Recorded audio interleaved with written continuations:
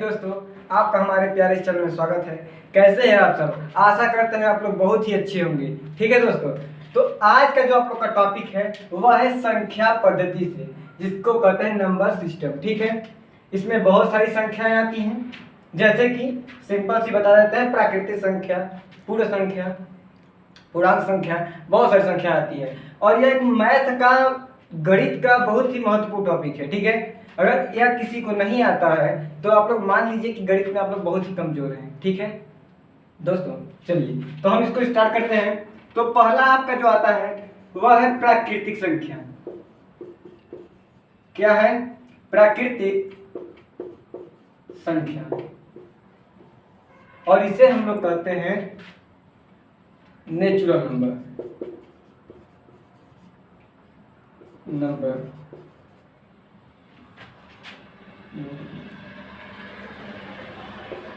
ठीक है दोस्तों, चलिएगा, ये क्या होता है सर? प्राकृतिक संख्या। तो आप लोग को सिंपल ही बताना है कि गिनती के संख्याओं को क्या कहते हैं? प्राकृतिक संख्या कहते हैं। गिनती के ही संख्याओं को क्या कहते हैं?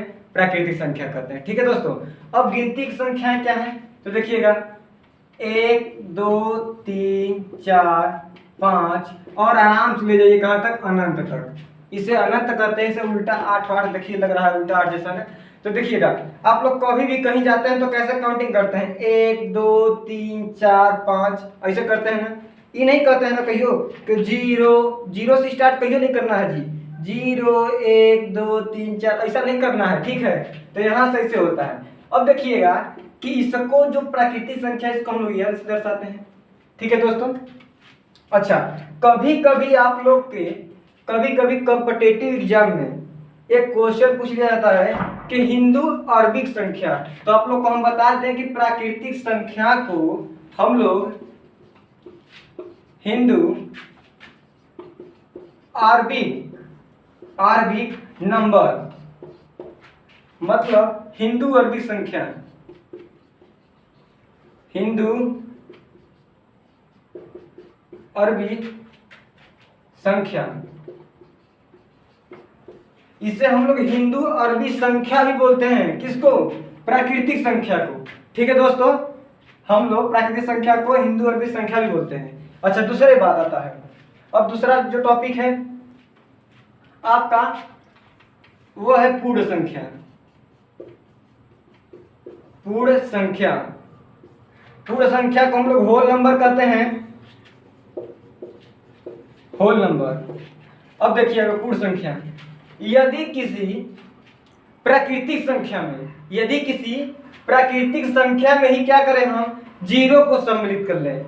यदि किसी प्राकृतिक संख्या में 0 को सम्मिलित कर ले तो उसे हम पूर्ण संख्या कहते हैं। कैसे सर? देखिएगा, तो अगर हम लोग का प्राकृतिक संख्या क्या होता है? 1 2 3 4 इस प्रकार से जाता है। अब क्या कहना है कि 0 को भी सम्मिलित कर ले। तो लीजिए, 0 को सम्मिलित कर लिए, तो ऐसे बने जो है हमारा, ऐसा जो बना है ना, इसी को क्या कहेंगे? अगर हम लोग 0 को सम्मिलित कर लेंगे तो क्या कहेंगे? इसे पूर्ण संख्या कहेंगे। ठीक है दोस्तों, अच्छा, इसे हम लोग W से प्रदर्शित करते हैं। ठीक है दोस्तों, इसे हम लोग W से प्रदर्शित करते हैं। तो हाँ, ये हो गया। आप लोग इसका बढ़िया से स्क्रीनशॉट ले लीजिए। चलिए तीसरा वाला देखते हैं। इसे हम कहते हैं पूर्णांक संख्या। इसको हम लोग कहते हैं इंग्लिश में इंटीजर नंबर। ठीक है दोस्तों, ये क्या होता है तो समझिएगा, कह सकते हैं समस्त ऋणात्मक एवं पूर्ण संख्या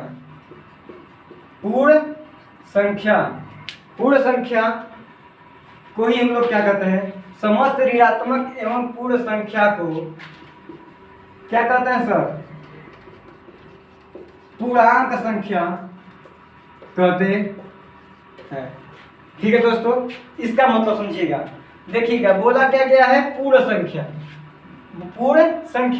तो पूर्ण संख्या क्या होती है? 0 1 2 3 4 से लेकर के इनफाइनाइट तक। अब बोला क्या है समस्त ऋणात्मक संख्या भी होना चाहिए। तो समस्त ऋणात्मक संख्या क्या? -1, -2, -3, -4, इस प्रकार से आपका चलता जाएगा। ठीक है। अच्छा, इसमें भी बात समझिएगा, इसमें समझिएगा। ठीक है, इसमें समझना ही है कि अब देखिएगा, इधर की जितनी भी संख्याएं होती हैं, इधर वाली जितनी भी संख्याएं होती हैं वह छोटी होती हैं। इधर की जितनी भी संख्याएं होती हैं वह छोटी संख्याएं हो जाती हैं। ठीक है। और इधर जितनी भी संख्याएं होती हैं वह बड़ी संख्या होती हैं, बड़ी संख्या होती है। इसका मतलब क्या सर? तो कहने का सिंपल मतलब है, आपसे कोई पूछ दिया कि बताइए सर कि 0 बड़ा है कि -1, तो आप तुरंत कहिएगा कि श्रीमान जी 0 बड़ा है। क्या है सर? क्योंकि इधर की जितनी भी संख्याएं होती हैं वो क्या होती हैं? छोटी होती हैं। अगर आपसे कोई पूछ ही लेगा कि बताओ कि -1 बड़ा है कि -2 बड़ा है, तो आप लोग कंफ्यूज जाइएगा मत। ठीक है, आप लोग तुरंत कह दीजिएगा कि -1 बड़ा है। कहेगा क्या है? तो क्योंकि पहले आ रहा है ना, 0 के बाद तुरंत आ रहा है, और इधर से क्या होती है? संख्याएं छोटी होती जाती हैं। इधर संख्या क्या होती हैं? छोटी होती जाती हैं। ठीक है दोस्तों, बात समझ में आ गई? पूर्णांक संख्या। अब चलिए नेक्स्ट देखते हैं। तो नेक्स्ट जो आपका है वह है सम संख्या। सम संख्या, इसे हम कहते हैं इवेन नंबर। Even number. ठीक है दोस्तों, इवेन नंबर। अब इवेन नंबर क्या होता है सर? तो सिंपल बात ये है, जो संख्याएं 2 से पूरी तरह विभाजित हो जाए, पूरी तरह क्या हो? कट जाए, उसे ही क्या कहते हैं हम लोग? सम संख्या कहते हैं। क्या सर? तो यही कहना है, जो संख्याएं 2 से पूरी तरह क्या हो? पूरी तरह कट जाए, उसे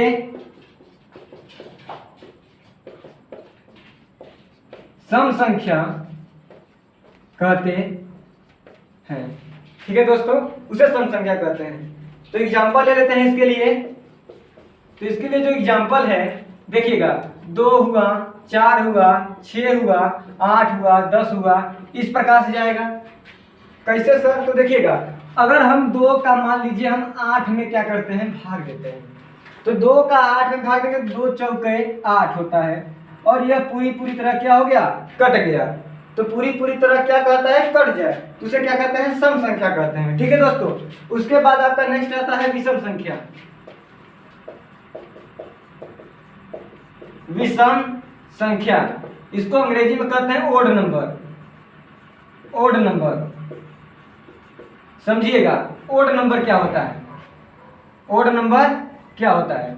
तो देखिएगा, जो संख्या 2 से पूरी तरह क्या हो? जो संख्या 2 से ना कटे, जो संख्या 2 से ना कटे, उसे कोई काम करते हैं विषम संख्या कहते हैं। उसी को क्या कहते हैं सर? विषम संख्या कहते हैं। जैसे मेरे पास एग्जांपल अगर लिया जाए तो 1 हुआ, 3 हुआ, आपका 5 हो गया, और 7 हो गया, और 2 से न कटने के लिए 9 भी हो गया, 2 से नहीं कटेगा 9, 11 हो गया। इस प्रकार से आपका चलता जाएगा। ठीक है दोस्तों, तो अब इसके आगे का देखिएगा। चलिए, अब आता है आपका पूर्ण वर्ग संख्या, परफेक्ट स्क्वायर नंबर। ठीक है दोस्तों, यह क्या होता है?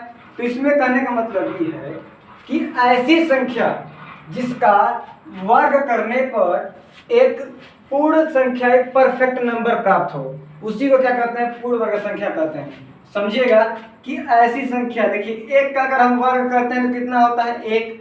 अगर हम 2 का वर्ग करते हैं तो कितना होता है? 4। अगर हम 3 का वर्ग करते हैं तो कितना होता है? 9। अगर हम 4 का जी वर्ग करते हैं तो कितना होता है?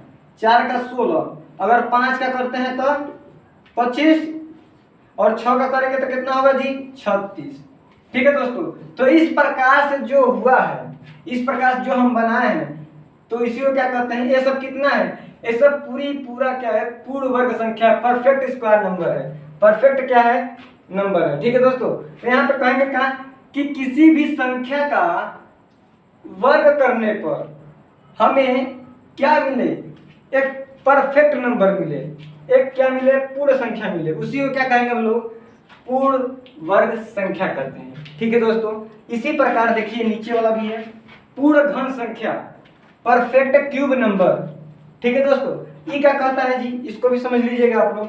तो देखिएगा, किसी भी संख्या का अगर हम क्या करें, घन करें, किसी भी संख्या का घन करें तो यह एक परफेक्ट हमें क्यूब नंबर मिलेगा। ठीक है, इसका देखिएगा, अब इसका अगर कर देखिएगा तो अगर हम एक का क्यूब करते हैं तो क्या होगा, एक गुणे एक गुणे एक मतलब एक। अगर दो का करेंगे तो कितना होगा, 8। तीन का करेंगे तो कितना होगा, तो 3 3 9 9 3 27। इस प्रकार से कितना हो गया, 27। अगर मान लीजिए और हम ले लेते हैं, अगर हम 4 का ले लेते हैं, 4 का क्यूब तो 4 चौका 16, 16 चौका 64। ठीक है दोस्तों, और अगर 5 का करते हैं तब तो यहाँ हो जाएगा 125। ठीक है, तो इस प्रकार से क्या होता है, पूर्ण घन संख्या प्राप्त होती है। ठीक है, इसका डिफिनीशन क्या बताएंगे आप लोग, किसी भी संख्या का क्या करें, घन करने पर जो हमें संख्या मिलती है उसे ही हम लोग क्या करते हैं, उसे पूर्ण घन संख्या कहते हैं। ठीक है दोस्तों, पूर्ण घन पूरी तरह से पूर्ण संख्या कहेंगे। ठीक है, अब आगे देखिएगा, चलिए देखिएगा आगे, चलिए अगला देखिए, अभाज्य संख्या, प्राइम नंबर। ठीक है दोस्तों, प्राइम नंबर क्या होता है, तो यह क्या होता है, किसी भी संख्या का केवल 2 गुणनखंड हो, केवल कितने गुणनखंड हो, 2 गुणनखंड हो। अब इसका न तो 2 से ज्यादा हो और न तो 2 से कम हो, ऐसी संख्या क्या कहते हैं हम लोग, अभाज्य संख्या कहते हैं। तो इसका मतलब समझिएगा, किसी भी संख्या का, देखिएगा अगर मैं मान लेता हूं फॉर एग्जांपल 2 है मेरे पास, क्या है, 2 है। अगर इसका हम लोग गुणनखंड करेंगे तो इसका क्या आएगा, एक तो 1 आएगा और एक 2 आएगा। ठीक है दोस्तों, तो क्या है कि किसी भी संख्या का जो गुणनखंड करे वह केवल क्या हो, 2 संख्याएं हो, ना तो 2 से ज्यादा हो और ना ही 2 से कम हो। ऐसी संख्या को हम लोग अभाज्य संख्या कहते हैं, प्राइम नंबर कहते हैं। एक फॉर एग्जांपल और लेते हैं 11 को, देखिएगा 11 मेरे पास में, 11 को अगर तोड़ेंगे तो क्या होगा, एक और क्या, 11। ठीक है, हाँ, किसी भी संख्या का अगर गुणनखंड करे तो क्या हो, एक 2 संख्या प्राप्त हो। या तो आप ये भी कर सकते हैं कि किसी भी संख्या का अगर गुणनखंड करे तो एक हो पहली संख्या, या दूसरी संख्या जो होगी वह स्वयं होगी। पहली संख्या 1 होगी और दूसरी संख्या क्या होगी, वह स्वयं होगी। वैसी संख्या क्या कहेंगे हम लोग, अभाज्य संख्या कहेंगे। ठीक है, तो अब यहाँ पे बात किया जाए कि अब यहाँ पे देखिए, अब एग्जाम्पल में देख लीजिएगा, यहाँ पे है 2।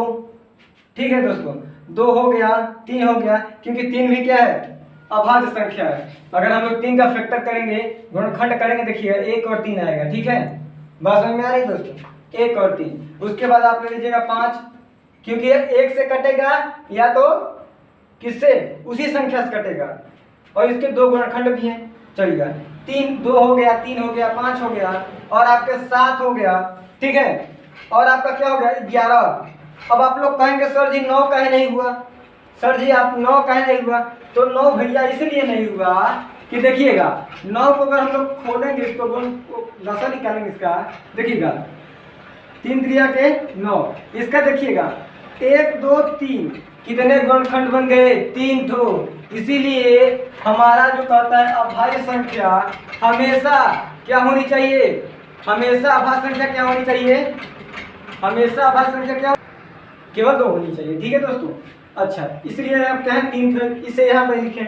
अच्छा, 8 का नहीं लिखे हैं सर, तो देखिएगा 8 का भी कर देते हैं, तो 2 चौका 8, 2 दूना 4, और यहाँ पे देखिएगा इसको काटेंगे तो 1, इसका कितना हो गया, 1 2 3 4 हो गया जी। और इसीलिए 4 है, और बोलता क्या है हमारा अभाज्य संख्या कि केवल 2 गुणनखंड होना चाहिए जी। ठीक है दोस्तों, तो इसका क्या है, एग्जाम्पल हो गया। ठीक है दोस्तों, अब आगे देखिएगा, एक चीज और समझिएगा, आपसे कभी कभी पूछ लिया जाता है कि सबसे छोटी अभाज्य संख्या क्या होती है। बात को समझिएगा दोस्तों, सबसे छोटी अभाज्य संख्या क्या होती है, तो आपको हम बता दें, देखिए सबसे छोटी अभाज्य संख्या क्या है, 2 है, क्या है, 2 है। अच्छा, तो यहाँ लिख दिया जाए सबसे छोटी अभाज्य संख्या जो है वह क्या है दोस्तों? 2 है। अगर मान लीजिए आपसे कोई और कह दे कि सबसे छोटी विषम संख्या बताइए और कैवनेची में का अभाज्य संख्या का, तो आप क्या बताओगे? 3 बताओगे। क्या बताओगे आप? 3 बताओगे। ठीक है, चलिए आगे समझिएगा। तो अगला वाला क्या है, समझिएगा इसको, अगला वाला। चलिए अगला देखिए, अगला है आपका भाज्य संख्या, कंपोजिट नंबर। ठीक है दोस्तों, कंपोजिट नंबर क्या होता है? तो आप लोग सिंपल सा कहेंगे जी कि ऐसी संख्या जिसका क्या हो, 2 से अधिक गुणनखंड हो। ऐसी संख्या जिसका 2 से क्या हो, अधिक गुणनखंड हो, उसी को क्या कहेंगे हम लोग? भाज्य संख्या कहेंगे। क्या कहेंगे? भाज्य संख्या कहेंगे। तो समझिएगा, ऐसी संख्या जिसका 2 से अधिक गुणनखंड हो। तो अगर हम लोग एग्जाम्पल देखेंगे इसका एग्जाम्पल जो होता है वो 4 है, 6 है, 8 है। ठीक है दोस्तों, 10 है, 12 है, इस प्रकार से है। आप कहेंगे कैसे सर? तो आप लोग समझिएगा, अगर हम 4 का मान लीजिए क्या करते हैं, गुणनखंड करते हैं, तो देखिए 2 गुना 4 और यहाँ पे 1, इसके क्या है 1 2 3, मतलब इसके क्या है 2 से अधिक गुणनखंड है कि नहीं है? अगर है तो यह क्या है? क्या है दोस्तों? यह एक भाज्य संख्या है। अब आप कहेंगे सर 3 क्यों नहीं है? तो आपको पहले ही हम बताएं कि 3 क्यों नहीं रहेगा, क्योंकि 3 को काटेंगे तो कितना है जी? 2 ठो है जी। कितना है? 2 ठो है। 2 ठो है, इसीलिए क्या है, ये तो ऑटोमेटिक है कि जब ये है तो क्या है 2 है, और यह क्या हो जाएगा? अभाज्य संख्या हो जाएगा। इसीलिए यहाँ क्या है आपका 4 है। 6 का भी करेंगे तो क्या होगा देखिएगा, 6 का अगर हम लोग फैक्टर करते हैं, देखिएगा 2 3 6 और यहाँ पे 1, यहाँ पे क्या है देखिए 3 हो गया, 1 2 3। इस प्रकार से क्या है 2 से अधिक गुणनखंड है, इसीलिए हम क्या कहेंगे यह क्या है? भाज्य संख्या है। इसी प्रकार 8 का भी है, उसी प्रकार 10 और 12 का भी है। ठीक है दोस्तों, तो यहाँ से क्या हो गया आपका? भाज्य संख्या हो गया। आपको एक चीज और पता होना चाहिए कि यहाँ पे सबसे छोटी भाज्य संख्या क्या है? सबसे छोटी भाज्य संख्या क्या है? यह कभी कभी पूछ लिया ही जाता है। ठीक है, तो यह बहुत ही महत्वपूर्ण है कि सबसे छोटी भाज्य संख्या क्या है आपका? 4 है। क्या है दोस्तों? 4 है। तो यहाँ कहेंगे सबसे छोटी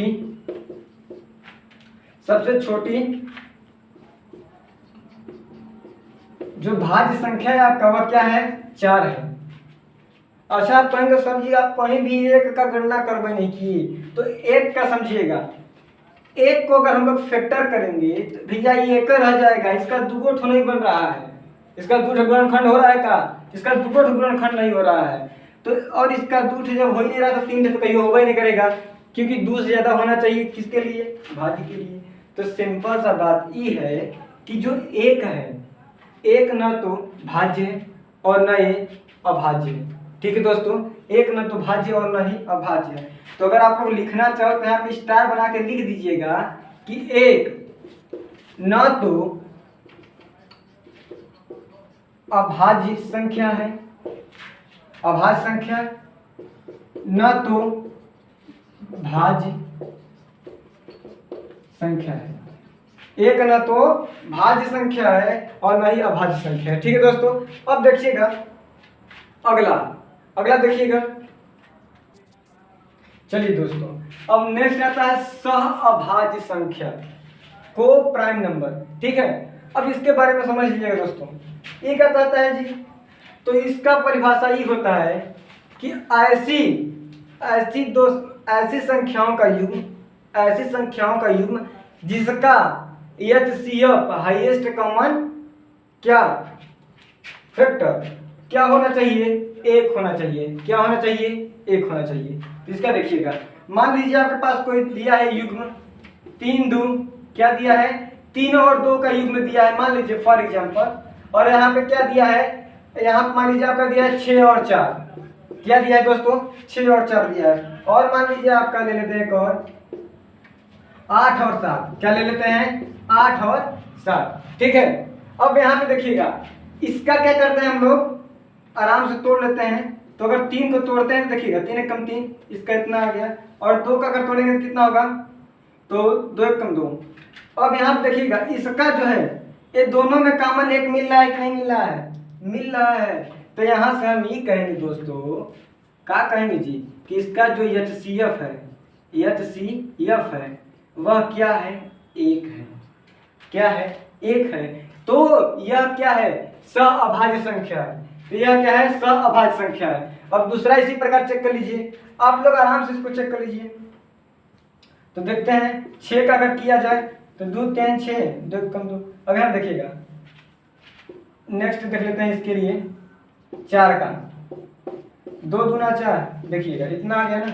अब यहाँ देखिएगा इसका इसमें 2 मिल रहा है, इसमें क्या हो रहा है? 2 मिल रहा है। मीन्स ऐसे आप लोग लिखते हो ना 2 गुणा 3, 2 गुणा 3, और इसमें भी लिखते हो क्या? अगर 4 है आपका तो क्या लिखोगे? 2 गुणा 2 गुणा 1, इस प्रकार लिखोगे। तो यहाँ से कहने का मतलब क्या है? देखिएगा इसमें क्या है? पहला का HCF क्या है? यहाँ पे जो कॉमन मिल रहा है वह 2 मिल रहा है, यहाँ पे 1 नहीं मिल रहा है, इसीलिए इसका जो HCF है वह क्या है दोस्तों? 2 है। क्या है? 2 है। इसलिए यह क्या है? सअभाज्य संख्या नहीं है, सअभाज्य संख्या नहीं है। अब तीसरा देख लीजिएगा, अगर तीसरा का किया जाएगा तब तो 2 चौके इतना। अब देखिएगा, अब इसका देख लिया जाए 7 का, तो 7 का 7 कम 7। अब देखिएगा इसका मैच कर रहा है का, यहाँ पे इसका HCF कितना हो जाएगा? 1 हो जाएगा। तो यहाँ से हम लोग क्या कहेंगे दोस्तों? इसका जो HCF है वह क्या है? 1 है। तो यह भी क्या है? एक को प्राइम नंबर है, एक सअभाज्य संख्या है। ठीक है दोस्तों, तो इस प्रकार से आपका सअभाज्य संख्या भी खत्म हो गया। चलिए हम दूसरा देखते हैं। चलिए अगला देखिएगा, अगला है परिमेय संख्या। परिमेय संख्या क्या है? Rational number. परिमेय संख्या किसे कहते हैं? वे संख्याएं जिन्हें हम P/Q के रूप में लिख सकते हैं उन्हें हम परिमेय संख्या कहते हैं, अर्थात बट्टा के रूप में लिख सकते हैं। और एग्जांपल देखिएगा, यहाँ पे क्या कह रहा है? जिन्हें हम P/Q के रूप में लिख सकते हैं, और जहां जो क्यूब है वह 0 के बराबर भैया नहीं होनी चाहिए। क्या है? क्यू नॉट इक्वल टू 0, मतलब 0 के बराबर नहीं होनी चाहिए। तब यहाँ पे क्या हो सकता है सर? तो इसके स्थान पर मान लीजिए क्यू का स्थान पर 1 2 3 4 हो सकता है, तब और कुछ हो सकता है। तो यहाँ पे देखिएगा 0/1, इसका वैल्यू कितना होगा? 0।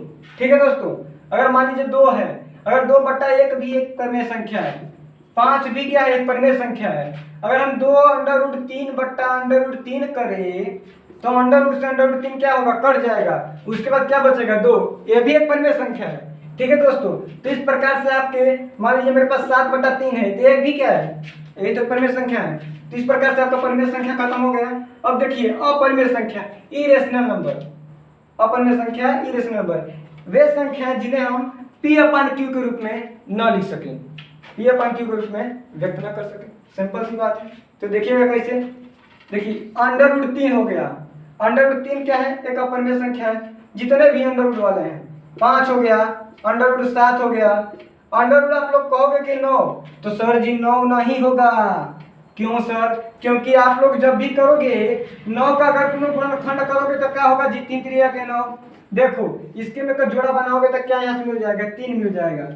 इसलिए 3 क्या है? परिमेय संख्या है। तो यहाँ से हम कहेंगे का कि 3 जो √9 है वह परिमेय संख्या हो जाएगा। अब इसके बाद देखिएगा √11, इस प्रकार से आपके क्या है? यह अपरिमेय संख्या हो गए। ठीक है दोस्तों, अब बात करते हैं वास्तविक संख्याएं की, रियल नंबर। इसका डिफिनेशन आप कैसे देंगे? आप लोग सिंपल सा कहेंगे वे संख्याएं, अच्छा वास्तविक संख्याएं। ठीक है दोस्तों, तो कहेंगे परिमेय संख्याएं तथा अपरिमेय संख्याएं को मिलाकर के वास्तविक संख्याएं बनती है। परिमेय संख्या तथा अपरिमेय संख्या के मिश्रण को ही क्या कहते हैं? वास्तविक संख्या कहते हैं। समझिएगा, यहाँ से हम कुछ परिमेय संख्या ले लेते हैं, जैसे कि 0 हो गया, 1/2 हो गया, 5/3 हो गया। ठीक है, कोई माइनस वाला ले लेते हैं। और इधर क्या है? √3 हो गया, √5 हो गया, √7 हो गया। इस प्रकार से चला गया। और ये क्या है? देखिए इसमें परिमेय संख्या भी है, अपरिमेय संख्या भी है। तो यहाँ से क्या है? इसे ही क्या कहते हैं? वास्तविक संख्या कहते हैं। ठीक है दोस्तों, तो आप लोग इसको बढ़िया से पढ़ लीजिएगा। ठीक है, तो अगर आपको यह वीडियो अच्छा लगा हो तो आप लोग इस वीडियो को लाइक कीजिएगा और चैनल को सब्सक्राइब कीजिएगा, ठीक है, और दोस्तों के साथ अपने शेयर करना ना भूलिएगा, ठीक है दोस्तों, धन्यवाद।